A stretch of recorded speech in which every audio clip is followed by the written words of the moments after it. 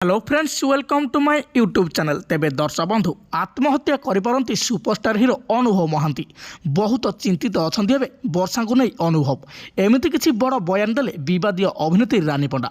गतकाली अभिनेत्री रानी पंडा एमिति किछि बड़ बयान देबा परे अनुभव को फैंस माने पूरा आश्चर्यचकित होई पड़िछंती।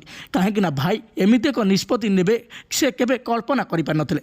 काहेकि ना अभिनेत्री रानी पंडा मीडिया सामने रे मुंह खोलिया परे ए वीडियो डी सारा सोशल मीडिया रे वायरल होची। आ समस्ते अनुभव महांती सुरक्षा चाहूँगी। तेज आपण मानक आम कही रखुचु अभिनेत्री रानी पंडा गतकाली मीडिया सामने कहते आगक अनुभव महांती गोटे भूल निष्पत्ति नहीं पारती से आत्महत्या करिपारंती। आउ एथिपाई दायी रहिबे अभिनेत्री वर्षा प्रियदर्शिनी। वर्षा प्रियदर्शिनी को नहीं से सब चिंतित रोचंती। आउ एथिपाई से बहुत मर्माहत भी अछंती। तेबे आपण मानक आम कही रखुचु गत किछि दिन हब अभिनेत्री रानी पंडा वर्षा अनुभव विवाद में मुंड पुराइछंती। आउ एथिरे से वर्षा को दोष दे अनुभव को खूब प्रशंसा करुछंती। आ गतकाली मीडिया सामने आसी से वर्षा को पुणी एक आरोप लगाई आउ से दर्शाई जे अनुभव महांती आगक आत्महत्या करिपारंती।